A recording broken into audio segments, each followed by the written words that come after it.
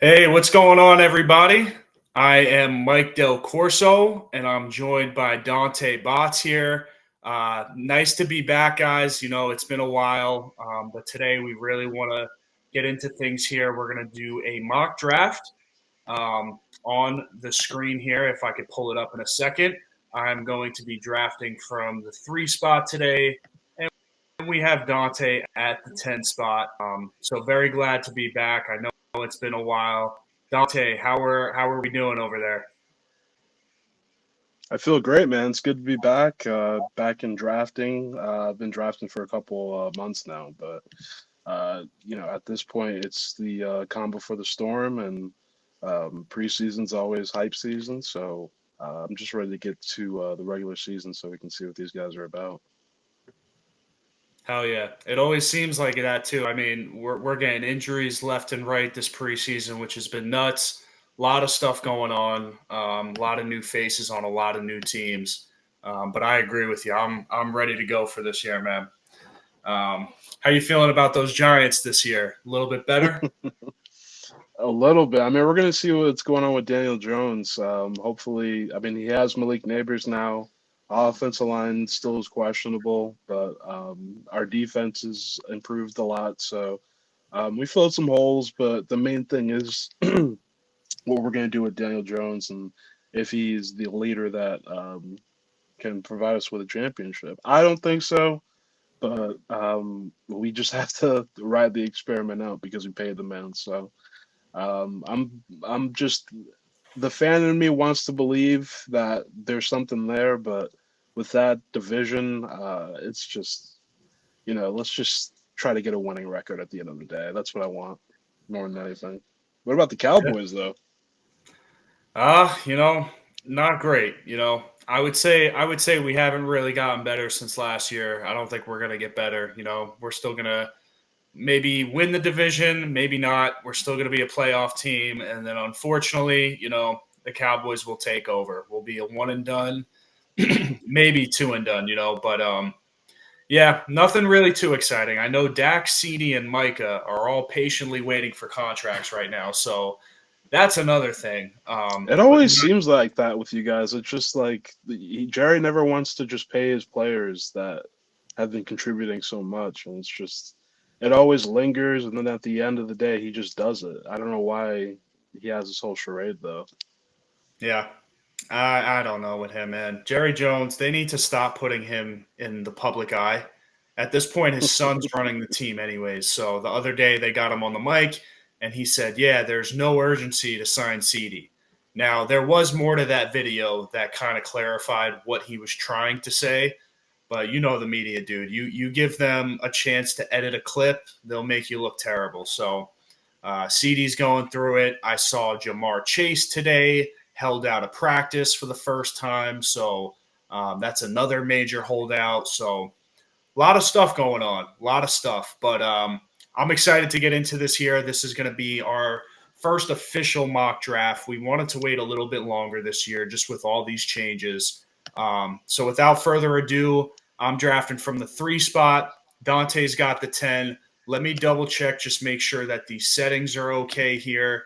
I like to do PPR, 12 teams. We'll leave the CPU on auto pick, and the rest looks good. Roster settings, we're going to rock with quarterback, 2 running backs, 3 receivers, tight end, 1 flex, and we're going to do we'll do 5 bench for today, and we'll leave that there. So let's go ahead and get into it here. Starting the draft off, let's see what we got. Let's take a look. All right, all right. So pretty standard start here. I'm seeing this in a lot of drafts. McCaffrey, Hill, and CeeDee Lamb seem to be the top 3 picks in every draft, and I cannot disagree with that. That's exactly what I'm doing as well here. As you see the DNR status here for CeeDee Lamb, but that's going to be my pick. That's a no-brainer. I mean, we absolutely thought that we were going to have a run game last year with Pollard, and now it's down to Rico Dowdle and the returning Cowboys legend Zeke Elliott at half of what he was. So the pass game is going to be huge this year. We're going to be a successful team again. CeeDee Lamb's the easy choice here. So let's see what happens with the rest here.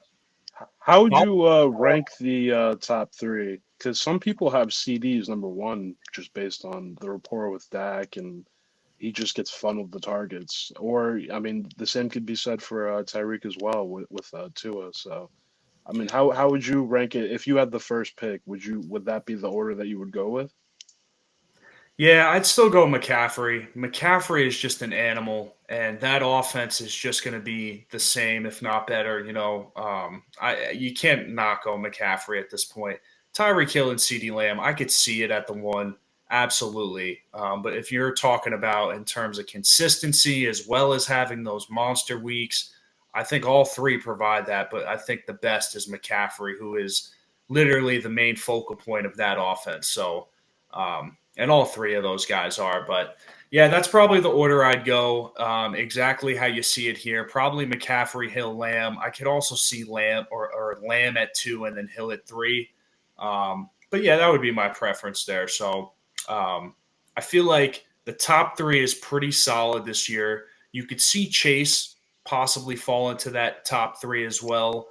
But then Chase goes at 4 here. So Chase at 4, Jefferson at 5, Amon-Ra St. Brown at 6, Bijan at 7, Garrett Wilson at 8, and Breece Hall at 9. Now that's interesting because this is the first draft where I'm seeing Garrett Wilson go above Breece Hall. How do you feel about that there? Sorry, what was that? No, you're good. This is the first draft where I've seen Garrett Wilson go above Breece Hall. What would you prefer there? I would go Brees Hall over Garrett Wilson just because Brees Hall's production didn't really fall when Aaron Rodgers went down versus Garrett Wilson when had Zach Wilson throwing the ball. He was pretty much um, like a wide receiver 3 borderline at that point. He had Right. some good games, but uh, I think with Brees Hall, with Aaron Rodgers coming back from that Achilles, there's just if you had to choose between the two, or if I had to choose between the two, I would lean. It would be safer to go with Brees Hall. I think the potential for Garrett Wilson with Aaron Rodgers, the ceiling is higher.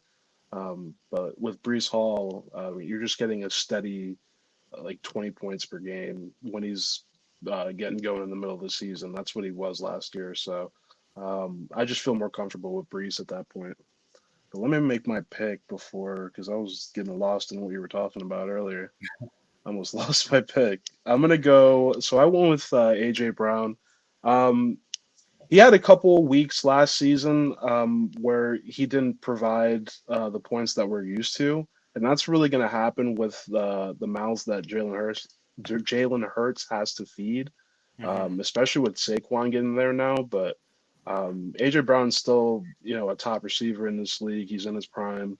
I have no qualms picking him at that spot, and I think I'm going to go with Puka in this spot here. Puka's another guy, rookie, came out, broke a lot, the rookie receiving record. Um, and the Rams just have a knack for drafting like talent. I think they have another wide receiver that's coming this season. I think Whittington. I forget his first name, but he's doing well in preseason so far. These guys, the Rams just know how to produce offensive talent. I mean, Kyron Williams as well. So Puka just feels like he's a target monster. Stafford obviously has a rapport with him already, and I feel comfortable taking him in the second round for sure. Yeah, and there's the status right there, right on the right hand side here. Should be fine for week 1. No real threat. They're probably just resting him at this point. And he also had 6 touchdowns last year. So I love Puka as well. I think he's going to be a monster again this year. So yeah, following your AJ Brown pick, Jonathan Taylor, Gibbs, Kyron Williams, Marvin Harrison Jr., Puka Nakua, and then you really start to get into that round 2 is what I would say. You got Olave going there, Barkley, Drake London, Devontae Adams, Derrick Henry, and ETN. Now, me personally at this pick, if I do start receiver in any of my drafts, I am going to look for ETN in the second round. I think that is a great pick. Travis Etienne just being a monster last year. I believe he was RB2, if I'm not mistaken. RB3 last year. RB3 with 11 touchdowns on the ground, one in the air. Absolutely love him there this year. Also, let me go ahead and make my pick here. If I do start with this kind of setup here, I would look to go running back, but it is gone at this point. So I would pivot, and I am going to take Brandon Ayuk instead as my second receiver here. Now, like I said, I would look to go ETN in the second round if I start receiver, especially if I draft in the top 5, I'd say. Um, if he's not there, I could also see Devin Achane. Love him as well. Absolute monster. And, you never really prepare for injuries, but if I'm not mistaken, I believe this was Raheem Mostert's first year in his career last year where he was fully healthy for the whole year. So, I'm not saying nothing's going to happen, but Devin Achane proved himself, absolute monster, and I think that offense is really just going to take more strides this year. I would love to take Achane as well. So after Achane, actually, he went right after my pick. Sam Laporta, Patrick Mahomes, and then Josh Jacobs. Now, to start double receiver here, it gets into kind of fishy territory because if I don't grab a running back now, I'm pretty much missing out on anybody that I'd feel comfortable with. So at this point, double receiver, I am absolutely not going to let Isaiah Pacheco go past me. And that's who I'm going to take here. Gives me a true top 10 running back that I feel comfortable with, that I think is even going to outperform what he did last year. And now I got my RB1 on my team. Yeah, I like the Pacheco pick. The Ayuk pick is questionable to me only because it's still uncertain where he's going to play this season.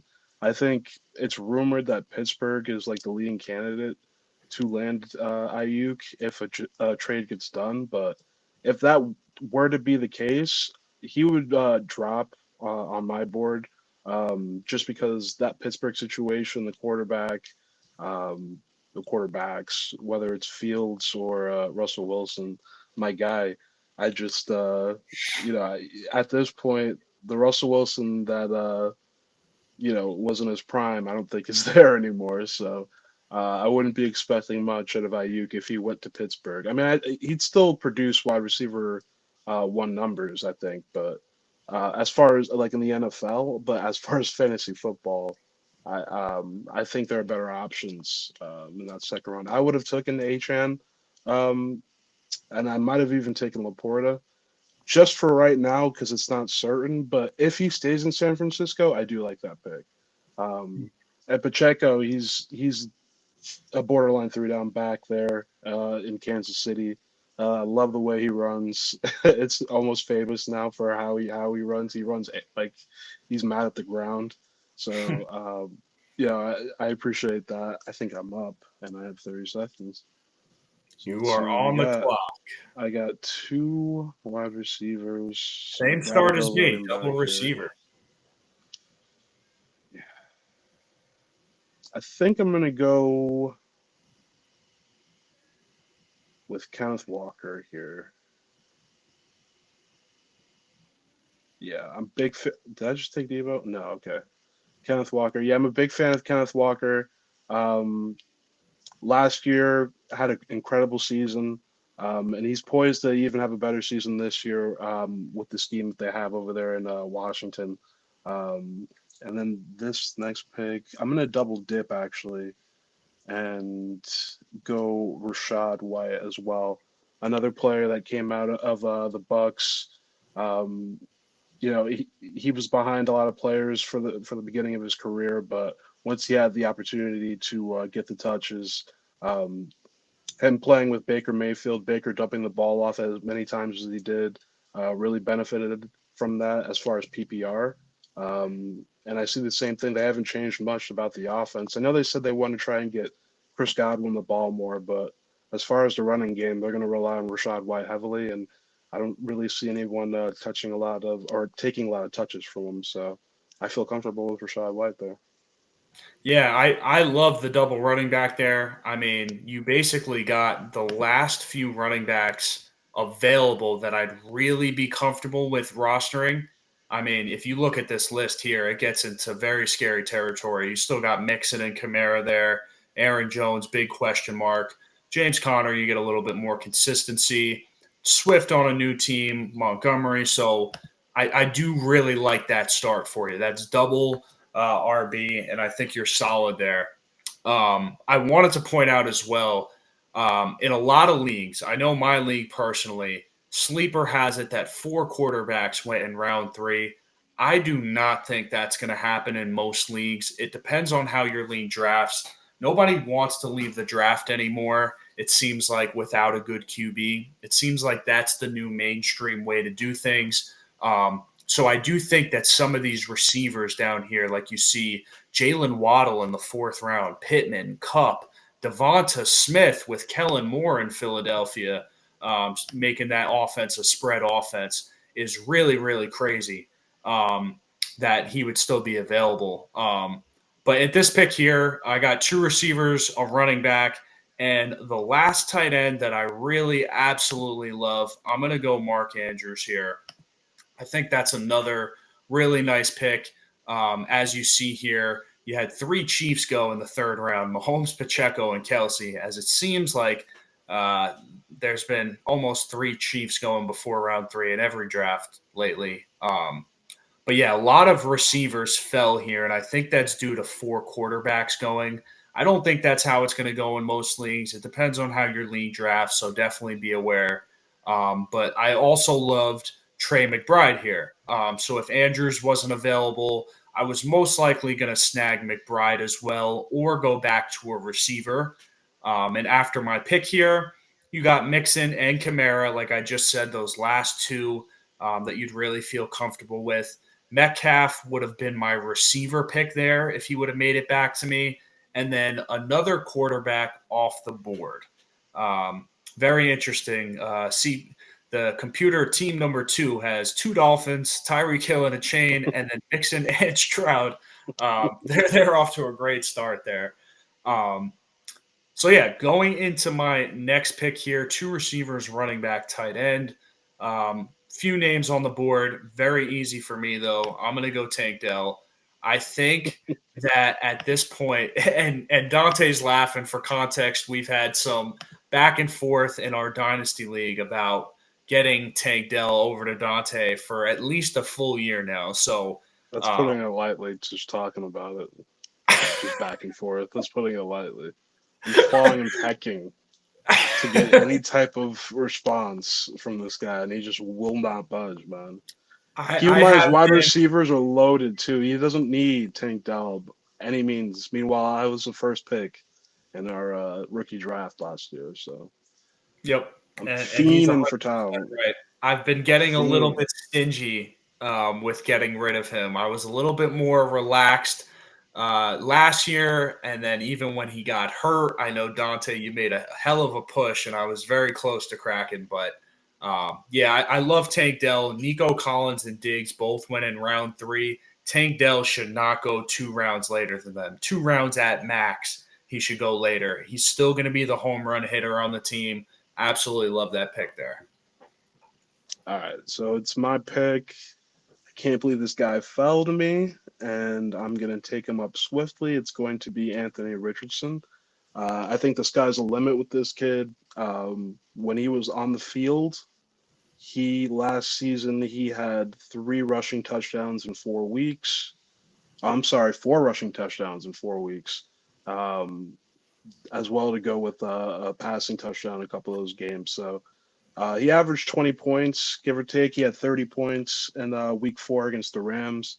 I just think that with this guy, the rushing upside, again, is elite. And in fantasy, that's the most important thing when it comes to quarterbacks, unfortunately. It really should be throwing, but um, as far as the standard format goes, rushing upside just carries teams over the hurdle if you want to get to become an elite team. So Anthony Richardson, I think, is a sleeper when it comes to that. I know a lot of platforms are hyping him up now, but um, I think if you were in a league with casuals and you see Anthony Richardson falling, he's one of those guys you should scoop up quick because he could be a league winner. And for my next pick, let's see, we got tight ends, go wide receiver. Let's see.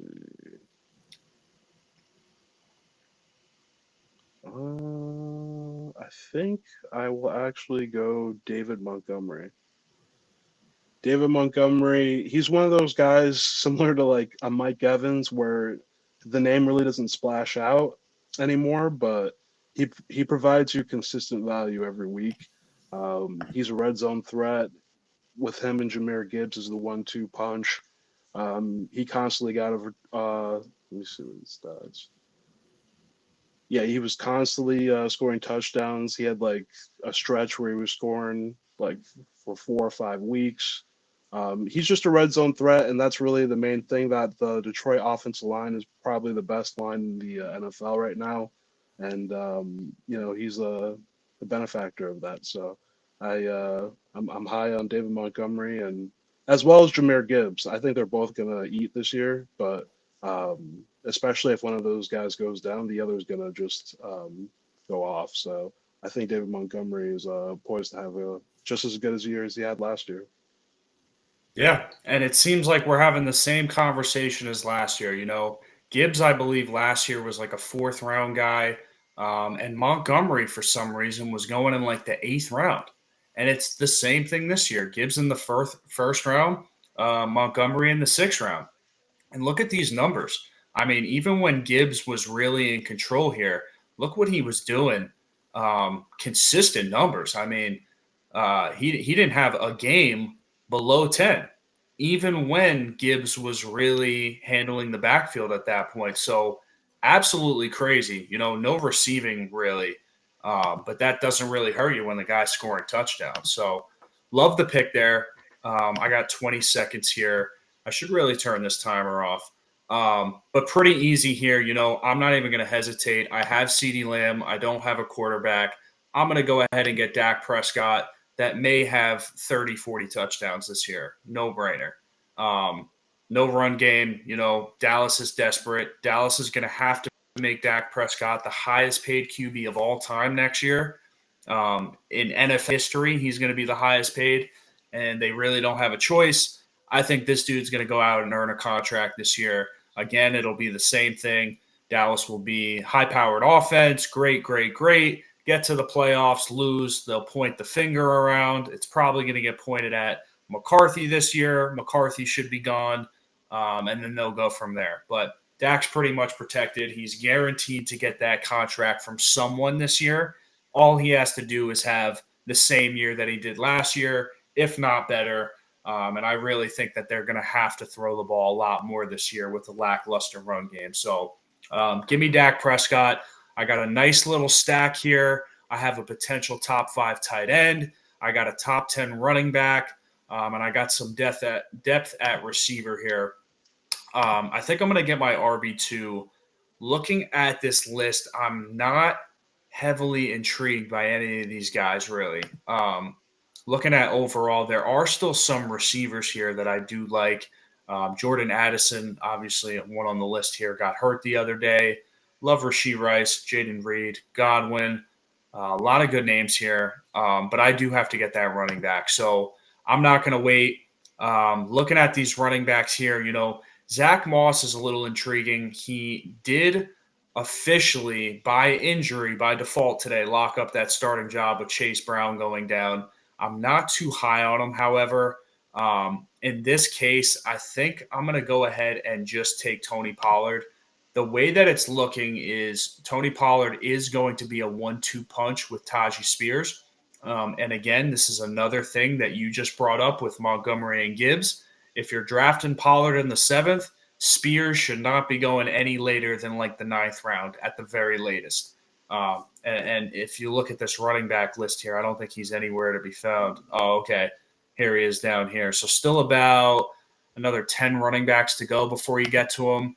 So that makes sense. We'll see where the computer has him going. But I like that pick. I got my RB2, and it is back to you after a lengthy wide receiver run in the 7th here.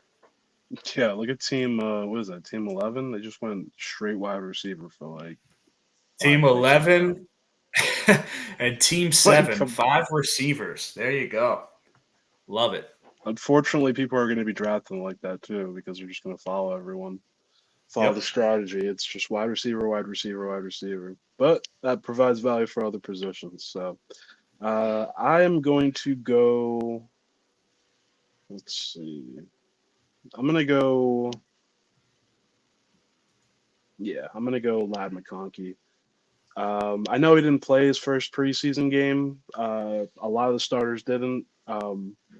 But I just think that with the lack of talent in the wide receiver room and the draft capital that Ladd was drafted in, I just think that he's going to be funneled targets. He's a great slot receiver, shifty.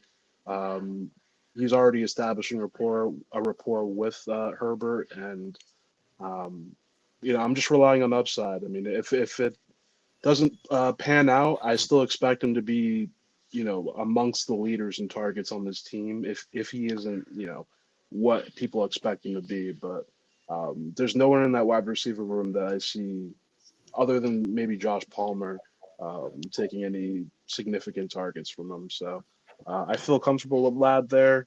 And for my next pick, I'm going to go with Jake Ferguson, someone that I had last season.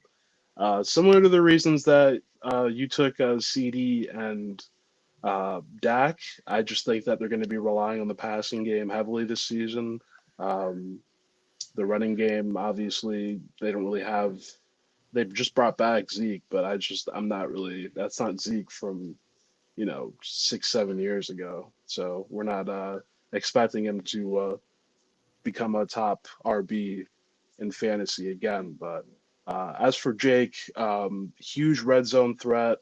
Let me see because I can't see it too well on that screen, but he had a run where he was just scoring touchdowns. Yeah, he had like 3 weeks in a row where he was scoring touchdowns from week 8 to week 10. Um, and yeah, he has a great relationship with Dak. You could see it on the field, especially again when it goes to the red zone. So those touchdown targets are very valuable. And tight end 9. I know it's not like the gap between tight end 1, 2, and 5 is tremendous, and that doesn't really represent him being an elite fantasy asset, but I think that his ceiling could potentially be higher than what is projected here, just based on the opportunities that he may get. So I'm relying on Jake Ferguson with this pick as my tight end 1. Uh, it's a it's a daring pick, but I feel comfortable with it. Yeah, no, and that stretch that you were talking about, he only had 2 games scoring below 10 points. And out of fantasy tight ends, that's all you could hope for at this point. So I really love the pick there. I'm back on the clock. I have 3 receivers. I'm going to go get my 4th here. I'm going to get Keon Coleman. Absolutely love this kid. There was a lot of rookie receivers to go here, and I want to point those out. So we're looking at the 6th round. You had Rome, Xavier. Following it up in the 7th here, you went with Ladd. Um, we have Brian Thomas here, Keon Coleman, all the rookies, and this seems to be the case every year, are going from that like 6 to 9 range, sometimes later. Last year, it was guys like Zay Flowers and Quentin Johnston, and Zay Flowers was the winner out of that bunch. If you had to pick one of the rookie receivers out of Rome, Xavier Worthy, Brian Thomas, Coleman, Lad McConkey, who you taking out of all those rookies there? Who do you feel most comfortable with? That's tough because they all have negatives that are glaring. Like Rome has a crowded wide receiver room, so he's gonna have to battle targets with Keenan Allen and DJ Moore. And I don't know if you've been seeing Hard Knocks, but it doesn't really look like Rome's been getting the attention that one would hope if you drafted him, especially in Dynasty. But It's preseason. Obviously, overreactions are a natural part of this, and um, so that's just for Rome. But Keon has the talent and like the prototypical size that you would want with a wide receiver, but he hasn't really shown tremendous flashes either, at least in preseason. He's caught some balls, but it just hasn't been, that camp that you would hope so far, at least. Again, we only went through the first week of preseason, so I guess out of the people that you mentioned. Brian Thomas is someone that's interesting just because he's been having a great camp so far, and the rapport between Lawrence and him is going well, and the wide receiver room isn't as crowded as far as talent. You're really battling Christian Kirk and Evan Ingram, which I'm sure they don't want to give the ball to as much as they did last year. So Hmm. I would say Brian Thomas, I guess, has the highest upside out of the people you mentioned, but um, obviously, going back to Rome, like he has I guess tied with Brian Thomas, they both have the better situation with quarterbacks. So, yeah, it really depends on what you feel the ceiling is for each rookie. What about you? And just as a heads up, you do have about 20 seconds here, so go ahead Yeah, and make your go. pick. And I'll flip back to you after you make your pick here. Looking at these rookie receivers, I mean, it's kind of hard. Worthy's playing with Patrick Mahomes. You got Coleman with Josh Allen. As you mentioned, you got Rome in a crowded room. Brian Thomas, not so much crowded. And then McConkey too is on a startup team, is like what I'm calling the Chargers this year. To be honest with you, the Chargers are going to be very all over the place. I don't know how I feel about them, to be honest, but there is a lot going on with them there. Um, I think out of all of them, I'm going to go with either Coleman or Worthy would be my picks, only because um, Coleman has, like Thomas, an uncrowded room this year where he could potentially be the number one. Now, I believe they have Curtis Samuel and also one of your picks, Shakir, who just went there that you took. But in terms of having the potential to be the one, I don't see Rome doing it. Xavier Worthy, I mean, Travis Kelsey's always going to be the true one. I feel like Xavier Worthy is just going to be a deep threat for the most part and an underneath guy. So he could potentially be that one over Rashid Rice. Thomas is just fighting for Kirk and Ingram, like you said, and Coleman's kind of with Curtis Samuel and Shakir. So a lot going on there. I would go with Worthy or Coleman, I think, would be the two that I'd choose there. You do But Worthy quickly, more so. Oh, sorry. Go ahead. no, you're good. I was just going to say, I love your wide receiver picks there. I love Mitchell. I think that is a steal in the 10th round. If you want to expand on that, go ahead really quickly here before I make Yeah, my. no, he's had a tremendous camp so far. I mean, there's a lot of tape of him just burning corners on in like one of those like mini camp like training sessions that they do. And it's mainly because I already have Richardson that I want to stack. That's typically how I like to draft. I like to at least get one stack with the QB, whether it's wide receiver one or wide receiver three. I don't care. I just like to have a guy on that team, and I think Adonai has the potential to be or to have a great year, I should say, with that team. He's battling with Pittman and who else? Josh Downs. Mhm. But I think that he can establish his own role pretty quickly, and that offense. I'm excited to see with Richardson coming back. I'm excited to see what they can do fully healthy, especially with Taylor there too now, or back again. So I'm Yeah. excited for that. And Shakir, just going back on that on Coleman and the Bills. I just feel like Shakir's besides Curtis Samuel, he's probably the most established receiver there at this point, and that's not really saying much because they got rid of everyone. But I think that Shakir is going to play a big role in the slot with his speed. He's also a deep threat as well, so I see Josh Allen trying to get him the ball as much as possible when he's not trying to, go for a contested throw or something like that. I think Coleman, that's what he's mainly going to be used for, or is like Rome, uh, or similar to Rome, where it's like end zone catches or like deep ball contested catches. That's what those guys are normally for. Whereas Shakir is a good short yardage, quick. If you're trying to get a quick play out, he's the guy for that. So those are the reasons why I went for those guys. And yeah, I feel good, especially with Shakir. I think Shakir is going to have a good year this year. Yeah, no, and I love those picks. There's a lot of sneaky picks in these rounds. I mean, you see the Buffalo receivers, Coleman, Shakir, and Samuel all went in rounds 8 to 10. One of them's going to pan out, maybe Mhm. more. So I really love the spots there for all of them. I think they're all sneaky, and any one that pans out is going to be a steal for where you're drafting them. So absolutely love that there. Um, just to double back, I went Jalen Warren as my running back 3, followed it up with Romeo Dowds and Josh Palmer to get my wide receiver, I believe, 5 and 6 there. I really love Palmer. He kind of took over a great role in Mike Williams going down last year and was pretty consistent throughout the rest of the year. I know he was one of the bigger waiver wire guys too. And I love Dowds. I'm looking at some of the quarterbacks too. Jordan Love going in the 8th, Goff and Daniels in the 10th, Lawrence in the 11th. All sneaky quarterback plays there. So definitely, if you're going to wait on a quarterback this year, there are a lot to choose from. And as you saw in this draft, you had 4 go in round 3, so kind of crazy. But yeah, some sneaky value towards the back end here. Um, Looks like you are set up here with.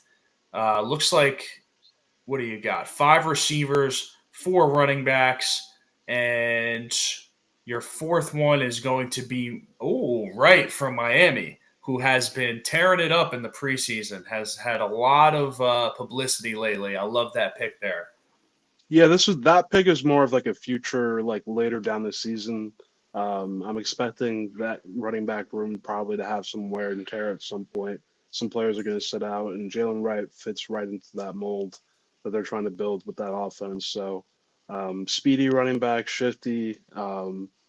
He just feels he fits right into that system. I'm not picking him expecting him to be the RB1 or anything like that, but I think down towards the end of the season when players are starting to rest up and whatnot, he could be a sleeper and win you some later weeks that are crucial. So that's more of a future pick. But for my next pick, wide receivers look interesting, but there's nothing really stands out. Let me see. And we did shorten the lineups here, so only 2 picks left for now. So we're not going to go too much into like the depth aspect of things. But we could always put out a later video on that here. We're really just focusing on some of that late round gold, we like to call it. So what do you got here, Dante? What are you looking at? I'm looking between Jerry Judy and Josh Downs, and I kind of want to go Josh Downs just because he produced more when he was playing, but I already have Adonai Mitchell. I don't like double dipping like that, so I'll just go Jerry Judy. I think that Jerry Judy, that's a new situation for him. He hasn't had the best situation with Russell Wilson, unfortunately, but and previous quarterbacks before him. But I think in this new situation, he has Amari Cooper there. He has a better wide receiver room. We'll see if Deshaun Watson can return to whatever form he was before his whole fiasco. And um, yeah, it's more of an upside pick, but um, if it pans out, that offense is still very potent, and I kind of want a piece of that if they are doing well. So Jerry Judy is one of those guys that I feel could benefit the most out of that. Yeah. No, I love the pick, and Cleveland's going to be interesting. Deshaun Watson, he hasn't even come off the board yet. I'm looking in round 9. You had Nick Chubb going round 9 and then Jerome Ford in 11. I also don't think that's going to happen. Jerome Ford should be going first only because I know it's going to take Chubb a little bit to get back. I'm not sure what the exact report on him is, but I know that he looks good. But as you see here, little way to go in recovery. So, I don't think that he's going to be good to go to start the season here. I don't see why he would go before. Obviously, this is the computer here, so just pay mind to that as you guys that are watching are drafting here. But yeah, that Cleveland offense is a big question mark this year. What's it going to look like without Nick Chubb running the show? Jerome Ford has looked really well. A lot of question marks. Um, so I'm back on the board here. I'm going to go Rico Dowell. I think it's just a good late running back to grab. Now, I think the way that Dallas is going to look this year is Rico is going to be your main back. He's going to come in on first down, second down. Zeke's going to come in to spell. I believe that Zeke is definitely going to be a lot better in pass protection. So you're going to see Zeke on third downs, which is also a little bit unfortunate because Zeke has obviously lost a step. So the Dallas backfield is something I'd stay away from. And in this draft, I do already have 2 Cowboys, but you never know. You never know. He could turn out. He was pretty solid, not bad. He definitely has some improving to do. But as a late round running back, who is going to be the starter, not a bad pick there. So I like some of these picks. Like I said, I love Jerome Ford. You had Charbonnet here. You're starting to get into these handcuff backs almost. You got Blake Corum, Chandler in Minnesota, Chase Brown, who unfortunately got ruled out for the season today. He was another running back that people were really high on because they did believe that right here, where he was going at 11, was going to overtake Zach Moss at 8. So that was also a huge steal that I know a lot of people were looking at. Um, so yeah, I'm back on the clock. I got my 4 running backs at this point, 4 running backs, and I have 6 receivers, quarterback, tight end. Now you get into the depth range, round 13, so I'm not going to worry about it too much. Obviously, you want to draft to what you guys have. Um, yeah, I see a few names here. For the hell of it, I'm going to go ahead and take Rashid Shaheed. Love the guy, deep threat all the way. I don't know what you're really going to see out of that team again this year. But we'll see. I think he should have a more promising role this year. And he had his weeks, man. Rashid Shaheed was almost a exclusive best ball guy last year, where the weeks he did nothing, he was going to do nothing, and then the weeks that he was going to have a good week, he was in your best ball lineup. So I love a high ceiling in the 13th round. I'll take that all day. Um, Back to you, Dante. Last pick here. Yeah, thank God. I mean, this is getting woeful now. I don't know who to pick. These guys all have the same value. It's a dart throw at this point. So let's see if we can find any upside. I mean, Ricky Pearsall just got injured. We don't know what's going on with him at this point. Otherwise, I would go with him. Roman Wilson just got injured as well. So you know what? I'll go Malachi Corley. I think Malachi Corley, that wide receiver, the wide receiver room for the Jets, besides Garrett Wilson, they really don't have anyone. I know they signed Mike Williams, but um, we don't know what to expect from Mike Williams at this point in his career, even if he can, stay in the field at this point. So um, I think Malachi Corley, he's more of a yak guy. He's a guy that once he has the ball, he can produce yards, and he's really hard to get down after the fact because he's so like stocky. He's short, but he's stocky, and he's able to carry players with him for an extra few yards if he has to. So that's valuable, and he may establish a rapport with Aaron Rodgers, who is one of the best quarterbacks to ever play. So if that works out, um, that's a pretty significant value right there for Malachi Corley. So that's why I went with him. Left with 4 running backs. What was it? 1, 2, 3, 4, 5, 6, 7 wide receivers. That's kind of how I'd like to do it.